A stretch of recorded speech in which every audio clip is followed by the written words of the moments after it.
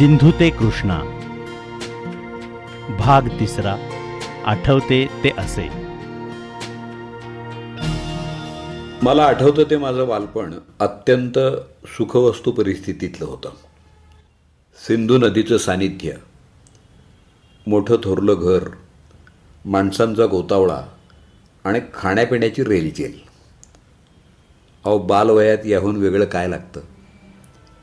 माझे वडील आणि मोठी पुरुष माणसं आंघोळीला, फिरायला आणि देवदर्शनाला वगैरे सिंधू नदीवर जात. रोजची त्यांची आंघोळ नदीवर किंवा घराबाहेरच असे. घरातल्या मोरीत मोठ्या घरची पुरुष माणसं क्वचितच आंघोळ करत. नदीवर आंघोळीला जाताना पुष्कळ मुलं बरोबर असायची. आमच्या वडिलांसाठी घरी टांगा होता. तो टांगा घेऊन ते नदीवर जात. मी पाठीवर भोपळा बांधून पोहायला पडलो.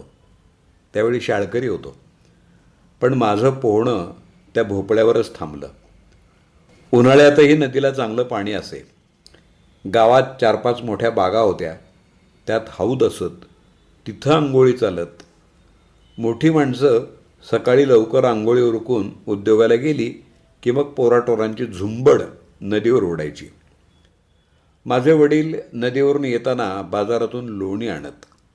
घरी आल्यावर पोरांना ते खायला देत. नदीच्या बाजूलाच लखीदार या नावाचं एक फिरण्याचं ठिकाण होतं. तिथं कुल्फी छान मिळायची. पोरांना आणि घरच्या महिलांना फिरायला घेऊन जायचं आणि ही कुल्फी खायला द्यायची, असा एक कार्यक्रम घरोघरी चालायचाच. पायी जाताना वाटभर खूप कलकलाट असायचा. नदीवर इतकी वर्दळ असल्यामुळं तिथं खाद्यपदार्थांची दुकानं लागायची. गव्हाच्या दाण्यांपासून कोकी नावाचा एक पदार्थ चटणीला लावून खायला फार छान असायचा. आमचा तो अगदी लाडका पदार्थ. तिथं त्यावेळी सगळ्या प्रकारचे आंबे खूप स्वस्त मिळायचे. पोहायला जाताना सुद्धा आम्ही आंबे खात खात जायचो. या सर्व सुखवस्तू राहणीमानाचा परिणाम म्हणून असेल, पण त्यावेळी त्या गावातले बहुतांशी लोक दीर्घायुष्य होते, हे मात्र खरं. 80-85 वयाची वृद्ध माणसं, आजी आजोबा घरोघरी दिसत. 60-70 वयापर्यंत तर ती उद्योगातच असत. घरच्या नात्यातल्या बायका 5-10 बाळंतपणं होऊन सुद्धा खेळकर आणि उत्साही असायच्या. प्रौढ किंवा वृद्ध महिला घरकामाच्या ऐवजी देवपूजा, मुलं, नातवंडं, भाजी निवडणं अशा कामात असत. सरसगट सगळेजण 4 वेळा भरपूर खायचे. सकाळी नाश्ता, दुपारी जेवण, संध्याकाळी खाणं आणि रात्रीचं जेवण, यात कुणीही मागं नव्हतं. म्हणजे एवढ्या मंडळींचं स्वयंपाक पाणी करण्यात स्त्रियांचा खूपच वेळ जायचा. एवढं मोठं घर सांभाळणं, त्याची झाडलोट, पाणी, पै पाहुणा, शेतीमाल, धान्य यांची व्यवस्था, दरवर्षी येणारं एखाद दुसरं लग्नकार्य, या खटाटोपात घरच्या सगळ्या बायका गुंतून जात. माझ्या काकांना 2 मुली. त्यांना मुलगा नव्हता. अनेक प्रसंगी ते मलाच मुलगा मानून कुठेही घेऊन जायचे. त्यांची सासूरवाडी कराचीला होती. 1945मध्ये मी या काकांच्याबरोबर कराचीला गेलो होतो. त्यावेळी ती सिंधची राजधानी होती. तिथलं बंदर आणि एकूण शहर फार छान वाटायचं. त्याही काळात ते गजबजलेलं असायचं. काकांच्या बरोबर आल्यामुळं असेल, पण कराचीतल्या पाहुण्यांकडं सुद्धा माझे लाड व्हायचे. स्वयंपाकात दाल रोटी असायची. 4-6 दिवसांनी मटण शिजायचं. त्या भागात सर्वसाधारण प्रत्येक घरात मटण खात होते. अंडी नसत, पण मटण खाल्लं जाई. घरीच तो स्वयंपाक असायचा आणि स्त्रियाही ते खात. 4-5 आणे शेर असा त्याचा दर असेल बहुतेक. बहुतांशी घरांमध्ये दारूही असायची. स्त्रिया दारू मात्र प्यायच्या नाहीत. वडिलांचे मित्र किंवा खास जवळचा पाहुणा कोणी आला तर दारूची बैठक असायची. वडिलांच्या कपाटात 4-2 बाटल्या शिलकीत असायच्या.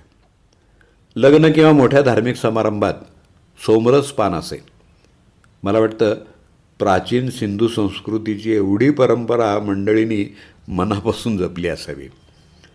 आजही पुष्कळ प्रमाणात सिंधी लोक घरी मटण खातात. मी मात्र 5-7 वर्षापूर्वीच ते सोडून दिलं. मुलांना खर्ची म्हणून 1 पैसा दिला जायचा. 3 पै म्हणजे 1 पैसा आणि 4 पैशांचा 1 आणा. 1 पैसा दिला की बाजारात 1 वाटी उत्कृष्ट खिमा मिळायचा. 3 पकोडे घ्यायला 1 पै लागायची. कोणाच्या लग्नात मोठ्या माणसाकडून 1 पैसा मिळाला की मी 1 पैचे पकोडे आणि 2 पैला मिळणारा पतंग विकत घेत होतो. हल्ली मुलांना क्रिकेटची बॅट हे जरा मानाचं खेळणं वाटतं, तसं आमच्या लहानपणी पतंग घ्यायचा. त्या पतंगावरून मग मुलांची भांडणं, आई आजीकडे तक्रारी हे चालायचंच. आजीनं समजूत घालावी आणि आईनं नंतर 2 धपाटे द्यावेत, हा नेहमीचा खाक्या.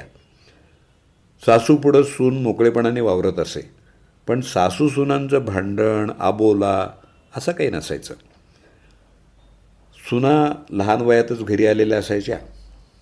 मोठ्या माणसांचं बोलणं ऐकायचं हे ठरून गेलेलं असायचं. त्यातूनही कामाच्या रगाड्यात भांडणाचे फारसे विषयही मिळत नसतील. एखादी हुशार महिला 1-2 इयत्ता शिकली असेल तर ती काही वाचून वगैरे दाखवायची. गुरुमुखी ही लिपी काही महिलांना येत असे. माझ्या मोठ्या भावाचं करमचंदचं लग्न त्याच्या 20व्या वर्षी झालं. मी तेव्हा 12 वर्षांचा होतो. मला ते लग्न चांगलं आठवतं. ते 1940-42 साल असावं. 5-6 दिवस तो लग्न समारंभ चाललेला. अशावेळी जास्तीचे 6-6 नातलग जमायचे, राहायचे. 4-5 मेजवान्यांपैकी 1 दारू मटण पार्टी असायची. 2 पक्वान्नांची जेवणं आणि 1 साधं. नवऱ्या मुलाला डोकीवर मुंटक बांधत म्हणजे फेटा बांधत 3 तास होम हवन आणि धार्मिक विधी चालत. शास्त्री बुवा मंत्र वगैरे म्हणत लग्नाचा विशेष विधी असायचा. अग्नीला 3 किंवा 7 फेऱ्या असायच्या. स्त्रियांचा पदर डोकीवरून पार पुढं हातभर असायचा. बुरखा नव्हता, पण स्त्रियांचा चेहरा दिसणं शक्य नाही. वरात निघायची. गावातल्या देवदर्शनाला वाजत गाजत जाऊन यायचं. अशावेळी घरचे आणि शेतावरचे नोकर चाकरसुद्धा सहभागी होत. एक विशेष बाब म्हणजे लग्नसमारंभ संपल्यावर नवऱ्या मुलाला त्या घरचे वडीलधारे एक छापील पुस्तक भेट देत. ते म्हणजे विवाहितांचा वाटाड्या अशा स्वरूपाचं ते पुस्तक होतं. वधू 12-13 वर्षांची आणि वर 18च्या आतना बाहेर.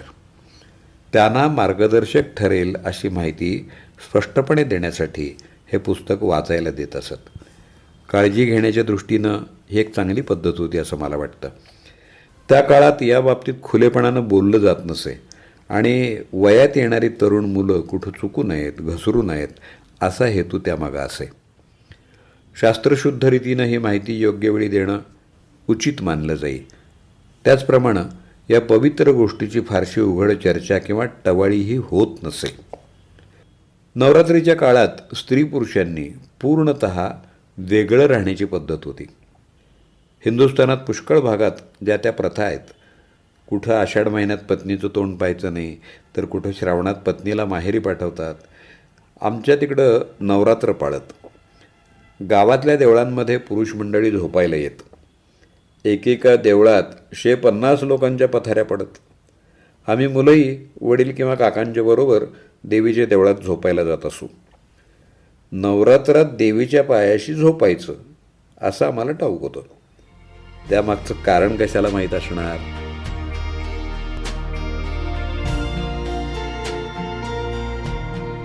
सिंधू ते कृष्णा भाग 3 आठवते ते असे.